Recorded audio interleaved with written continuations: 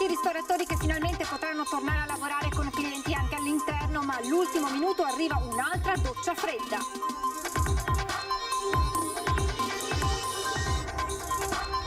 Cambia radicalmente passo la campagna vaccinale in Veneto. Da 3 giugno si apre a tutti dai 12 anni in su. Svolta storica, ferma Zaia che guarda le consegne dei vaccini. Sabato la ripartenza delle crociere da Venezia con la MSC Orchestra che salperà alle 17. I no navi hanno già annunciato azioni di protesta.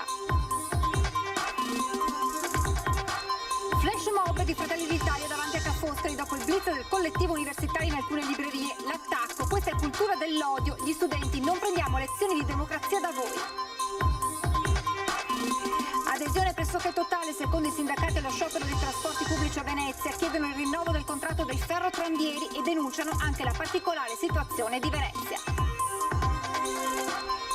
Via le regioni a statuto speciale e autonomia per tutti è l'idea del filosofo, ex sindaco di Venezia Massimo Cacciari, intervenuto durante la trasmissione Ring. Sindacati furiosi per la decisione assunta dal Comune di Venezia di privatizzare l'asilo nido comunale Mille Colori, una decisione, dicono, vergognosa.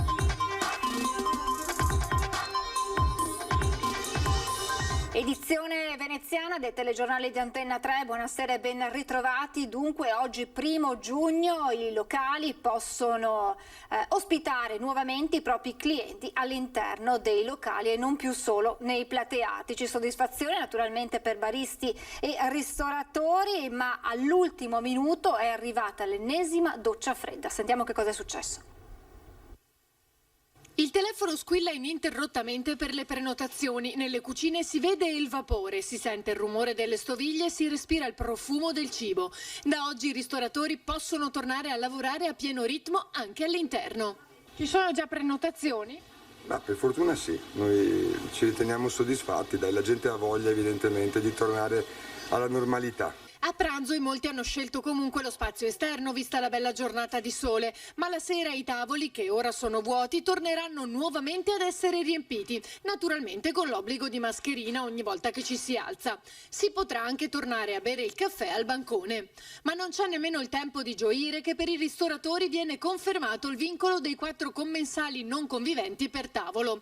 Notizia comunicata all'ultimo momento, come sempre fa sapere Veneto Imprese Unite. Dopo una mattinata di confronti con le prefetture del Veneto, dicono, è arrivata comunicazione scritta dalla prefettura di Venezia del fatto che non fosse più in vigore il vincolo, ma oggi stesso il Ministero della Salute ha comunicato l'intenzione di mantenerlo. Un comportamento gravissimo, continuano, per questo pretendiamo le dimissioni immediate di Speranza. E alla luce dell'ennesima bastonata i timori restano. Il timore rimane, soprattutto non tanto per l'estate, ma per quello che potrebbe, ci auguriamo di no, succedere con il prossimo autunno. Il timore è che il piano vaccinale, per quanto adesso evidentemente abbia preso un ritmo significativo, magari non riesca a colmare quelle che potrebbero, uso il condizionale, essere lacune di varianti che arrivano dall'estero. La speranza è che si vada verso una situazione di normalizzazione e quindi siamo qua pronti a fare il nostro, finalmente. E sul tema dei 4 clienti per tavolo verte il sondaggio che vi presentiamo questa sera, il quesito al quale vi chiediamo di rispondere. Ristoranti, massimo in 4 a tavola è giusto? Se la vostra risposta è sì, il numero da fare è lo 042 216 26691. Se la risposta è no, il numero è quello nella fascia rossa 042 216 26690. La chiamata è gratuita ed è sufficiente uno squillo, anche se sentirete occupato la vostra risposta verrà regolarmente registrata. E intanto cambia radicalmente passo la campagna vaccinale in Veneto. Dal 3 giugno si apre a tutti dai 12 anni in su e Zaia parla di svolta storica, guardando naturalmente però alla fornitura di vaccini. Alla mezzanotte è un istante del 3 di giugno, la Regione Veneto apre le agende per gli over 12 anni. La campagna vaccinale cambia di nuovo passo. A poco più di 24 ore dal via libera di AIFA alla vaccinazione dei ragazzi tra i 12 e i 15 anni, il Veneto è già pronto a sganciarsi dalla logica delle fasce d'età. Il liberi tutti vaccinale da prospettiva diventa quindi realtà. A me sembra una giornata storica, perché vuol dire aver chiuso il giro di tutti i veneti, di tutte le fasce d'età, di tutte le categorie, perché con questo si impone la parola fine. La dimensione della svolta sta nei numeri. Da vaccinare dai 12 ai 39 anni ce ne restano 1.286.000. Certo, essenziali diventano la tempistica e l'effettività delle consegne, con il Veneto che dovrebbe ricevere nel mese di giugno 1.352.000 dosi, secondo le cifre comunicate dal commissario Figliuolo, chiamato però a sciogliere un altro nodo, quello della somministrazione di AstraZeneca e Johnson & Johnson anche agli under 60, tema sollecitato dallo stesso Zaia. AstraZeneca e Johnson & Johnson, per capirci, finite le seconde dosi, scandisco bene, e finite le richieste degli over 60, per noi diventano un problema, perché rischiano solo di restare a magazzino. Più in generale il tema del rispetto delle forniture inciso nella campagna vaccinale. Rispetto alle previsioni, il Veneto ha ricevuto il 30% di dosi in meno. Se non abbiamo fatto, come si può dire, spianato tutte le armi che avevamo a disposizione, perché non avevamo munizioni e non ce le abbiamo le munizioni. Vi ho detto prima che ci sono stati forniti il 30% di vaccini in meno. Non è colpa di Figliolo, è colpa dell'Europa, del contratto, che non c'è, è dai tempi di Arcuri che ci trasciniamo sta rogna. Programmazione che diventa essenziale in vista della ormai assodata, seppure non ufficiale, terza dose. A mio avviso ci sarà. Chiamatela la terza vaccinazione, chiamatelo richiamo o chiamate la vaccinazione da fare, ma ci sarà. Noi siamo convinti, ve l'ho detto prima, che ci ritroveremo in una situazione di contiguità tra la fine di questa campagna vaccinale e l'inizio della prossima.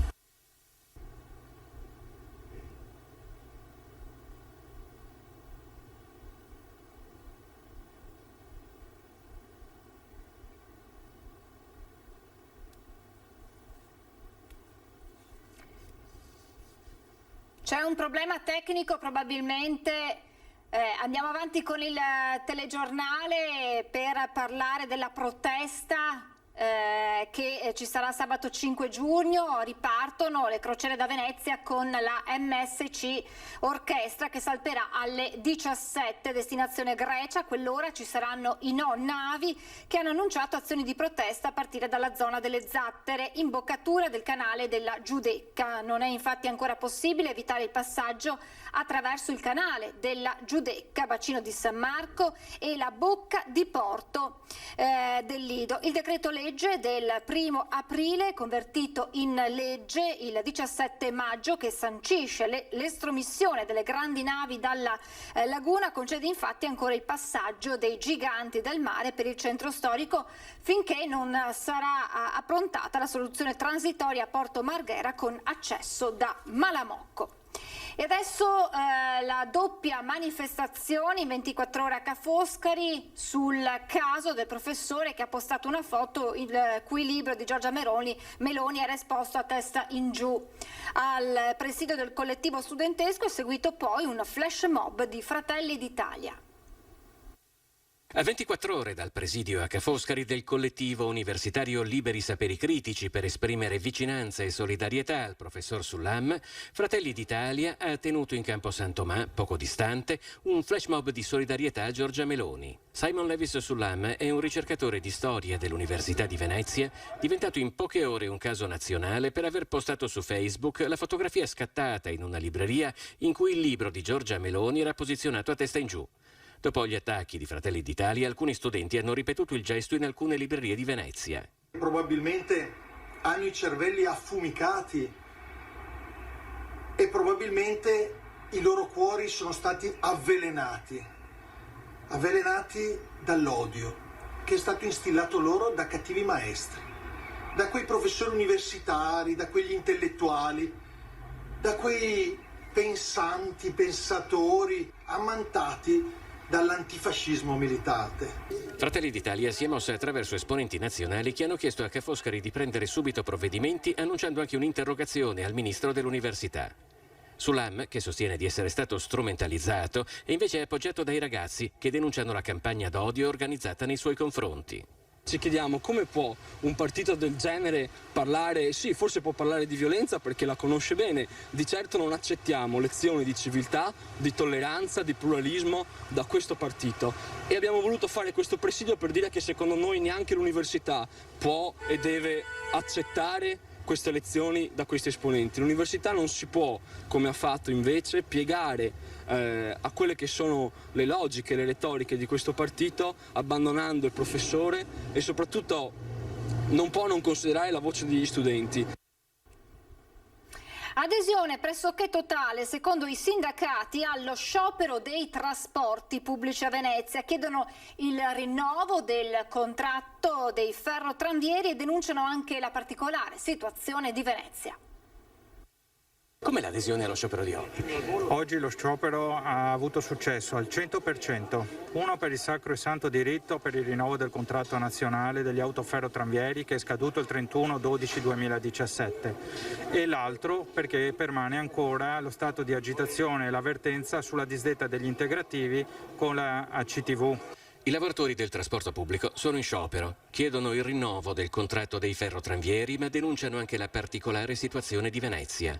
Domenica sono arrivati 50.000 visitatori, uno scenario da pre-pandemia cui continua a non corrispondere un adeguamento del trasporto pubblico, con relative code, resse e tensioni. I sindacati lo ripetono da tempo e chiedono perché. Qui a Venezia mi sembra di capire non è stato fatto assolutamente nulla, anzi c'è meno servizio rispetto all'inverno. Vediamo delle code enormi alle biglietterie anche nei weekend appena trascorsi, abbiamo ancora personale in cassa integrazione e credo che questa cosa non vada bene. I lavoratori del trasporto pubblico veneziano scioperano per la quarta volta in poco tempo e in cerca di risposte non si rivolgono più ad AVM o al Comune, ma direttamente alla Regione. La Regione Veneto ha anticipato tutte le risorse del 2021, sono arrivati i ristori del 2020, è incomprensibile che un'azienda e un'amministrazione da un lato diano la disdetta della contrattazione di secondo livello, dall'altro sono del tutto incapaci a gestire i flussi. Poco più in là gli imbarcaderi galleggiano vuoti sul Canal Grande e il sole batte a picco sull'enorme spiazzo di asfalto di Piazzale Roma. L'intasamento del Ponte della Libertà, un'infrastruttura del 1936 cui evidentemente si attribuisce una capacità di traffico da Autostrada del Sole, fa invece oramai parte del folklore locale e si verifica a prescindere dagli scioperi con la crescita esponenziale dei garage a prevalente uso turistico. I lavoratori oggi presenti qui in Regione Veneto con una delegazione sono al quarto sciopero, quindi insomma scioperi importanti, scioperi che toccano la sensibilità dell'utenza, di noi insomma ci scusiamo e ci dispiace, però abbiamo un contratto scaduto da 3 anni e i lavoratori hanno diritto di rinnovarlo. Sindacati invece furiosi per la decisione assunta dal Comune di Venezia di privatizzare l'asilo nido comunale Mille Colori, una decisione, dicono, vergognosa. La Giunta del Comune di Venezia ha deliberato la privatizzazione dell'asilo nido comunale Mille Colori a Mestre, una scelta affatto gradita dai sindacati della funzione pubblica CGIL e UIL. Consideriamo sbagliata, grave e inaccettabile la decisione della Giunta Comunale di privatizzare il nido comunale Mille Colori, un nido importante per il territorio di Mestre che offre un servizio di qualità, in cui il personale ha sempre ricevuto valutazioni alte, positive dalle famiglie, dalla cittadinanza. I sindacati hanno intenzione di contrastare con tutte le forze la decisione presa dalla Giunta, che sostengono abbia utilizzato risorse pubbliche frutto di una compensazione con il privato per una nuova struttura che accogliesse i bambini e adesso la dà in gestione a un privato. Un servizio che deve restare pubblico, non deve essere privatizzato, perché questo vuol dire meno qualità, meno garanzia dell'offerta. Noi siamo pronti a discutere di servizi innovativi, di cambiare l'organizzazione del lavoro, ma questo non vuol dire privatizzare i servizi. La Giunta, continuano i sindacati, racconterà ai cittadini che lo fa per un progetto innovativo con apertura fino alle 19 e il sabato. Ma non è di questo che hanno bisogno i bambini, evidenziano. La Giunta si fermi, apra subito un tavolo di confronto, coinvolga il personale, perché la qualità del nostro sistema pubblico è indiscussa e la sua privatizzazione va fermata immediatamente. Il Mille Colori accoglie circa 60 bambini e impiegate 10 educatrici e 5 ausiliarie, tutto personale che dovrà essere ricollocato e che i bambini perderanno come punto di riferimento. Alle famiglie che poche settimane fa hanno iscritto i bambini, nessuno ha detto che il nido sarebbe stato privatizzato. Cancellare le regioni a statuto speciale dando a tutte la stessa autonomia, così l'ex sindaco di Venezia Massimo Cacciari, che appoggia il disegno di legge Zan. I principi fondamentali, ha spiegato, vanno riconosciuti. Ieri era ospite di Ring. Eliminazione delle regioni a statuto speciale e statuto ordinario, tutte allo stesso livello, tutte pienamente responsabili. Queste sono le vostre funzioni e queste sono le risorse che dovete cercare di ottenere al meglio. È federalista il professor Massimo Cacciari e in questo senso la riforma che sta portando all'autonomia del Veneto non lo soddisfa, gli sta stretta, proprio perché l'ex sindaco di Venezia si auspicherebbe una modifica molto più ampia dell'assetto istituzionale. Va modificato tutto l'impianto delle interregioni se si vuole parlare seriamente di autonomia. E allora sono d'accordo sull'autonomia. L'autonomia di cui si sta parlando è semplicemente la richiesta da parte delle regioni, che certamente danno di più di altre alla macchina dello Stato, di tenersi queste risorse o maggiori risorse. Tutto qua, non c'è altro senso nell'autonomia. Ospite del vice direttore Ferdinando Avarino al talk show Ring di Antena 3, Massimo Cacciari ha parlato anche delle polemiche legate all'approvazione del disegno di legge presentato dal deputato padovano Alessandro Zan, che prevede l'inasprimento delle pene contro i crimini e le discriminazioni contro omosessuali, donne e disabili. I principi fondamentali sono cose che ormai dovrebbero essere senso comune. Dopodiché è chiaro che detesto anch'io il politically correct portato all'estremo, portato al comico, ma i principi fondamentali che bisogna avere un assoluto rispetto nei confronti della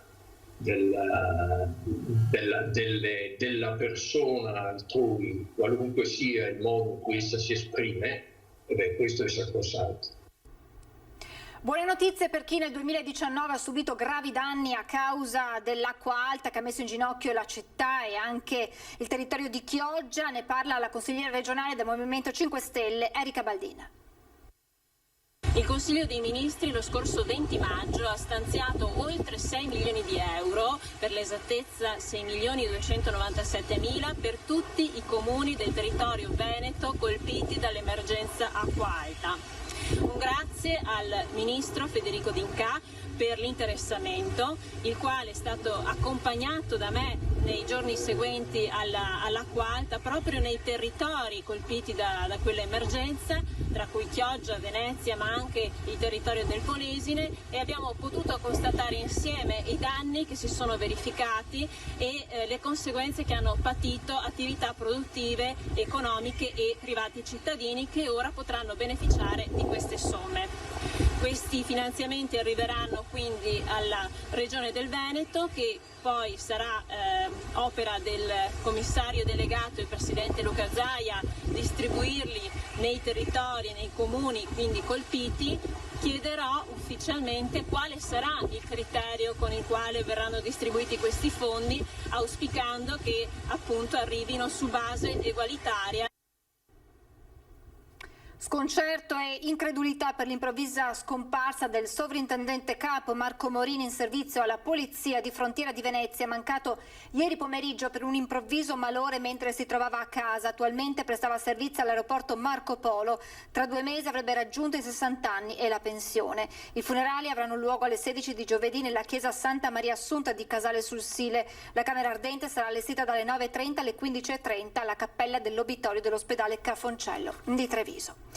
E continuano a ritmo serrato i lavori nel maxi cantiere davanti al Vega. La scorsa notte è stato posato il concio dei record.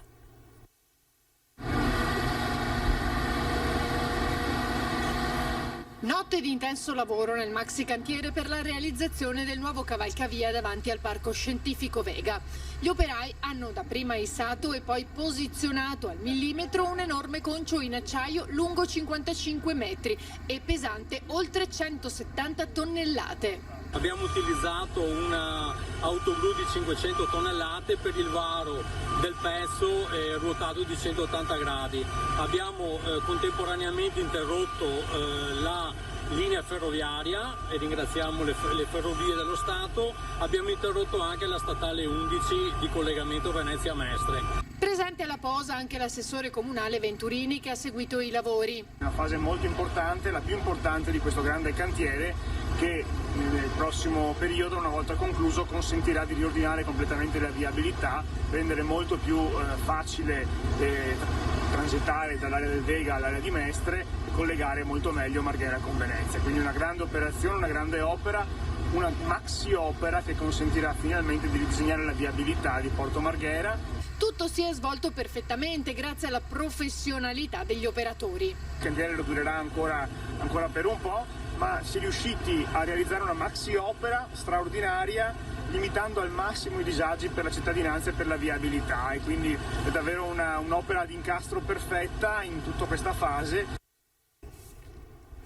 Prima di salutarci vi ricordo l'appuntamento questa sera a partire dalle 21:15 con Ring, ospiti il sindaco di Treviso Mario Conte, poi Jonathan Montanariello del Partito Democratico, Marco Bonet, collega del Corriere del Veneto, e poi Giuseppe Montuori di Fratelli d'Italia, e poi ci saranno collegamenti dal centro di Treviso insieme ad Anna Maria Parisi e Simone Merlo per vedere come sta andando questa prima serata di riapertura dei locali anche all'interno. È davvero tutto, vi lascio le previsioni del tempo, grazie per averci seguito e buona serata.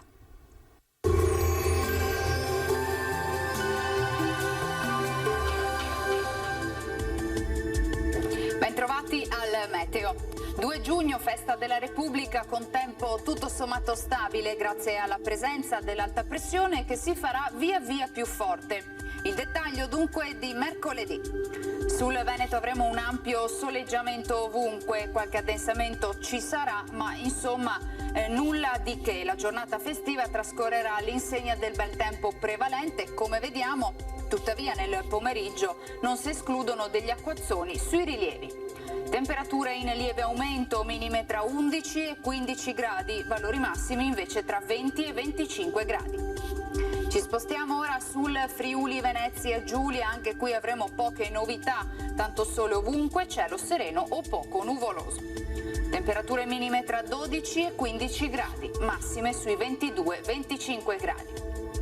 Infine uno sguardo alla situazione del Trentino Alto Adige. Sarà soleggiato, salvo per isolati temporali sui settori alpini di confine. Temperature minime intorno ai 12-13 gradi, massime sui 23-25 all'incirca. Dal meteo di Antena 3 per ora è tutto, arrivederci al prossimo aggiornamento.